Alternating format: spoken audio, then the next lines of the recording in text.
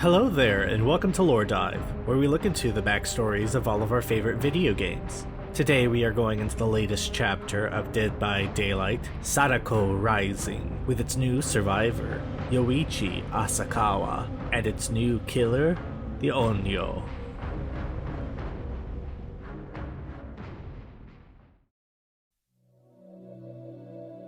Yoichi Asakawa, the brilliant marine biologist. As a child, Yoichi gained an interest in the supernatural from his father and mother when an inexplicable curse claimed both of their lives. His mother, Reiko, an investigative journalist, struggled raising a 7-year-old Yoichi alone.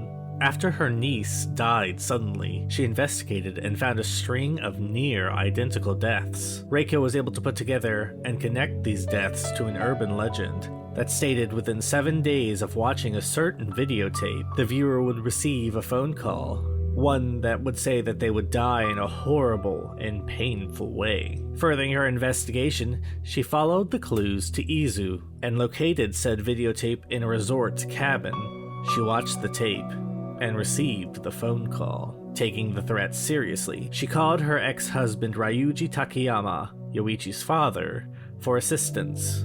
Ryuji was a scientist, and though he and Reiko downplayed them, both had been born with supernatural instincts. Reiko copied the tape for Ryuji, and he willingly watched the video, promising to help her find out the secrets behind it. While trying to uncover the mystery of this curse, a mistake was made when the young Yoichi watched the video, leading to his own life also being in danger. Following the clues available, they were led to Oshima Island, where the Shizuko family lived. And while investigating, they learned of their young daughter Sadako.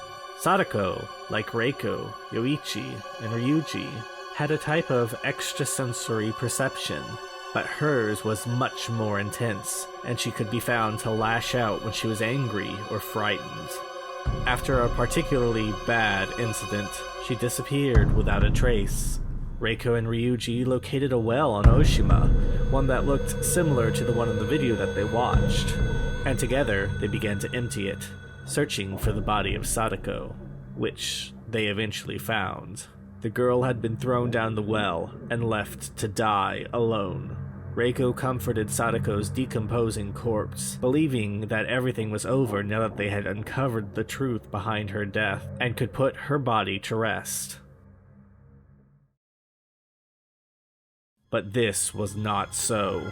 The next day, Ryuji had a visitor, as Sadako, now a deadly Onryo, climbed out of his television and used her abilities to silently and wordlessly kill the scientist. Distraught and unable to understand how she survived while Ryuji didn't, Reiko nearly gave into despair before Ryuji's spirit helped push her towards the truth. She survived because she copied Sadako's message and spread her story. Reiko now knew how to save her son, and she would do anything to ensure it. After these events, Yoichi's own special abilities, inherited from his parents, began to change. Reiko began to notice that Yoichi's abilities were beginning to mimic those that Sadako had. All this stress, combined with Sadako's curse, eventually led to an accident where Reiko lost her life. All of this resulted in a final encounter with the vengeful spirit before Sadako released her hold on Yoichi's spirit. This incident forever altered Yoichi, but eventually he managed to start to live a relatively normal life again. As an adult, Yoichi graduated with top honors in marine biology from a university in Tokyo, and following in his father's footsteps, became the youngest professor in the school's history. But his career began to unravel when 2 of his students disappeared while doing research in Izu Oshima. The mere mention of Oshima triggered the painful memories from his past. Deep, hidden memories bubbled up from the murky, black depths of his subconscious. Blurred faces on images, twisted mouths, inexplicable deaths suddenly filled his mind. The shouts of people calling him a monster. And then, the monster. Sadako rose from the abyss to let him know that the curse was not over. It would never be over. With a cry, Yoichi shut his eyes and slowly released his fear. When he opened his eyes again, Sadako was gone, but something had returned. Something ominous and otherworldly. He could feel an unnerving presence near him, breathing deeply like the heaving sea. Was Sadako tormenting him? Was a spirit trying to warn him? Or was it something else? Something that consumed people.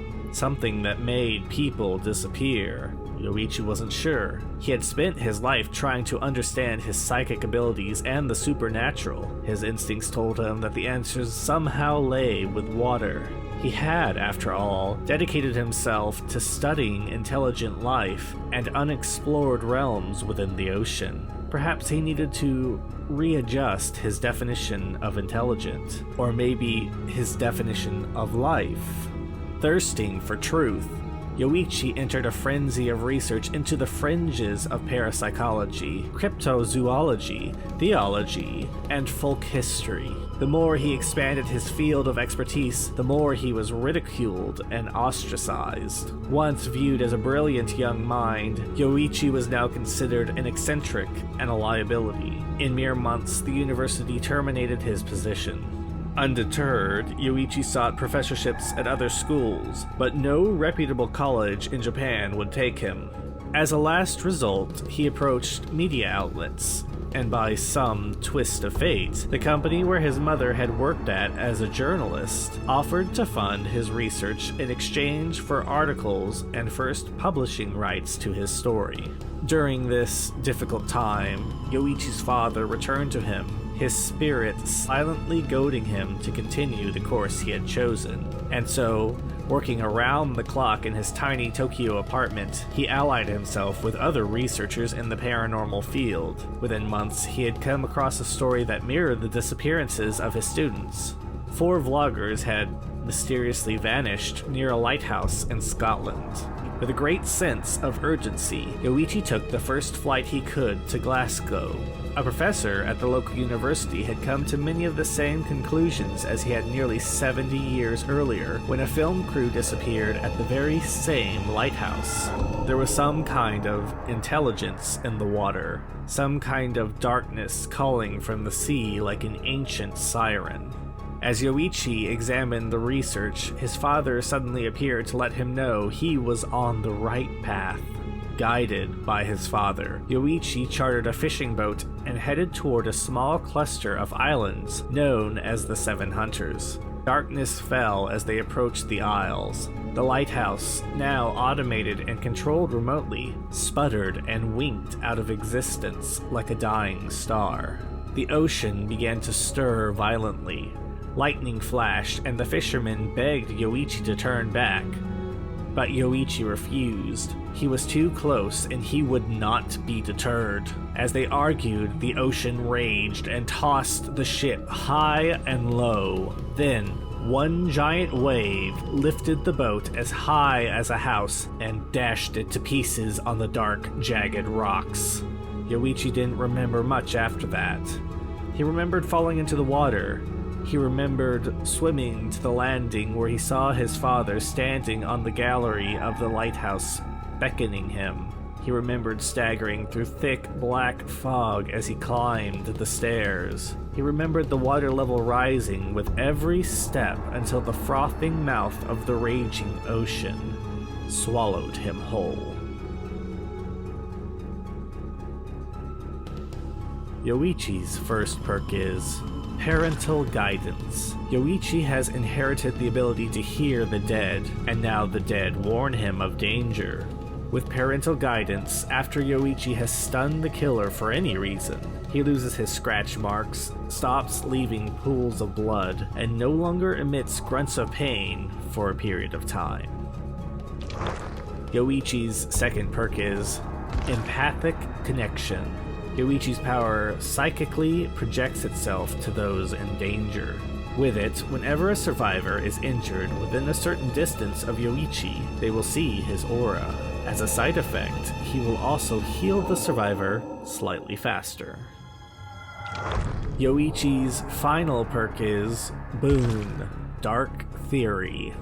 Yoichi's obsessive study of the paranormal has given him an unprecedented knowledge of other realms and planes of existence. With Boon, Dark Theory, whenever Yoichi blesses a boon, all survivors within the boon will move slightly faster than normal. Yoichi's research has found some answers to the questions that he was looking for, but has also landed him in a hotbed of turmoil that he could have never imagined. But he needs not worry. For better or worse, an old friend will be joining him.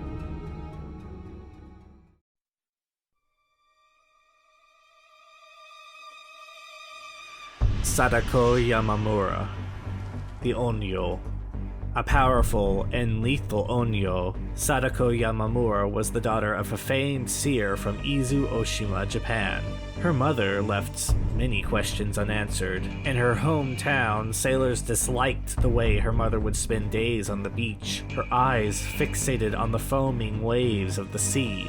Some said, "Frolic in brine, goblins be thine. If you keep playing in the water, the monster will come for you." 9 months later, Sadako was born. It was immediately obvious that the young girl had incredible psychic abilities. As a child, her immense powers seemed impossible to control and flared when angered.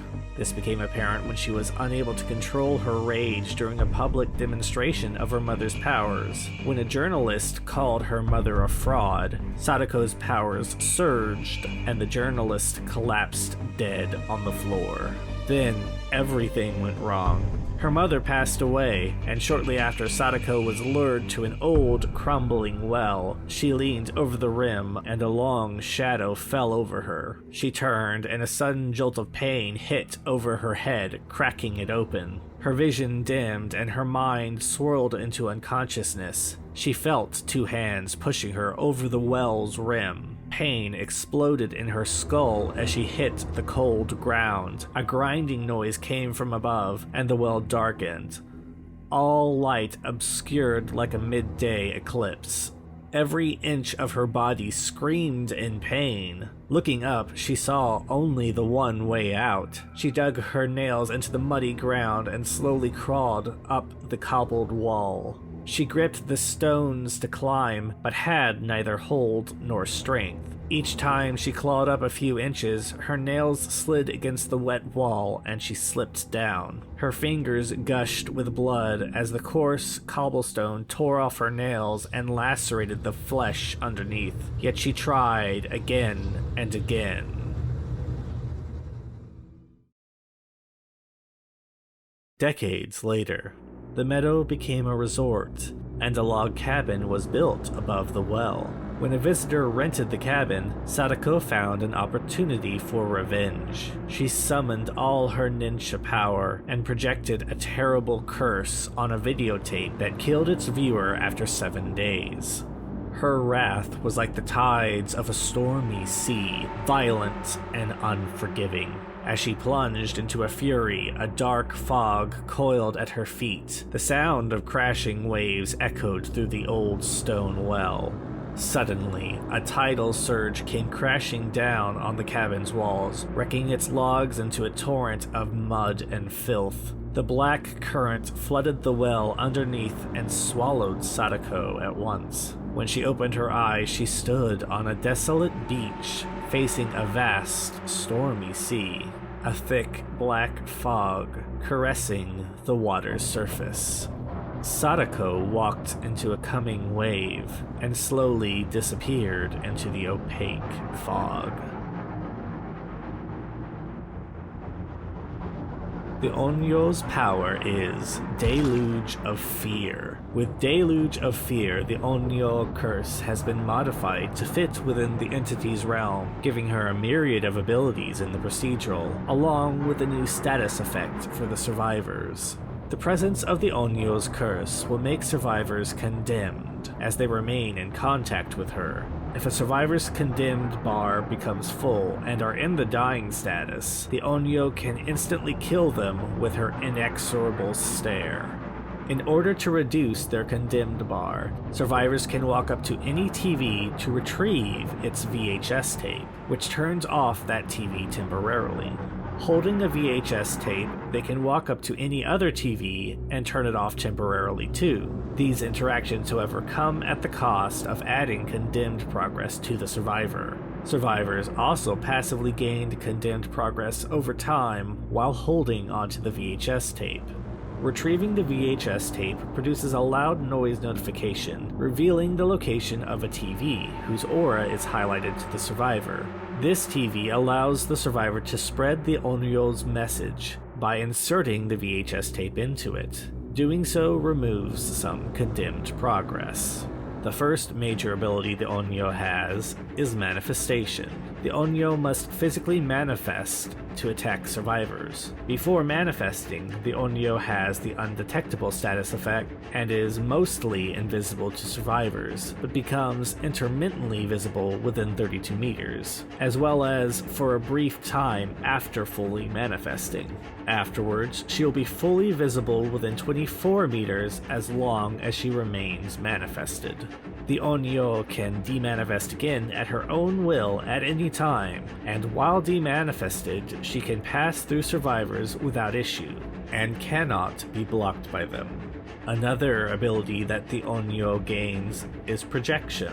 While she is demanifested, the Onryo can also take material form by projecting herself through a TV. This projection acts as a teleport, allowing her to travel long distances quickly.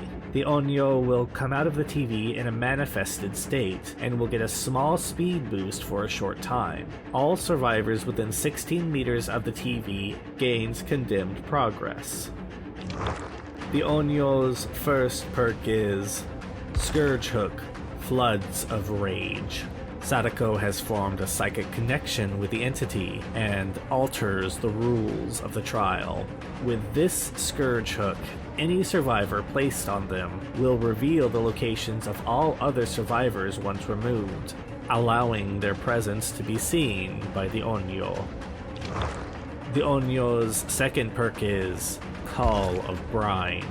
Sadako's psychic abilities affect technology in a variety of ways. Whenever the Onryo hits a generator, Call of Brine is activated on it for 60 seconds. During this time, it will regress at a faster rate than normal. Along with this, if a survivor gets a good skill check while repairing it, the Onryo will receive a notification.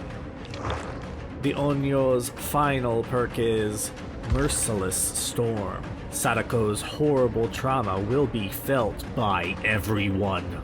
With Merciless Storm, after a generator has reached 90% completion, all survivors on the generator will be besieged by relentless skill checks. If a single one is missed, or if someone lets go of the generator, it will be blocked for a period of time.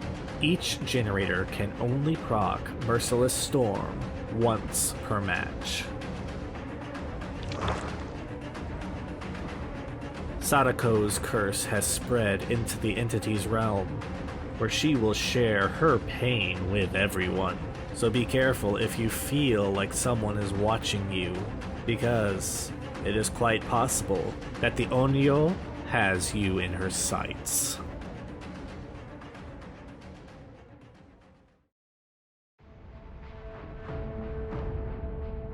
And that's it for this episode of LoreDive. I hope you enjoyed it. I'd honestly never seen or read Ring in any of its forms before this episode, so it was interesting kind of learning all about that and watching the original movie. If you enjoyed this video, please do the whole like, subscribe, YouTube tango that, everyone asks. And if you would like to help in the production of these videos, you can do so by clicking on the Patreon link I have down below. Special thanks to my patron supporters Grayson Yoder, Jack Freeman, Cornick, and JTG. Your support helps me in the production of these videos. And with all that being said, I thank you all for watching, and I'll see you next time.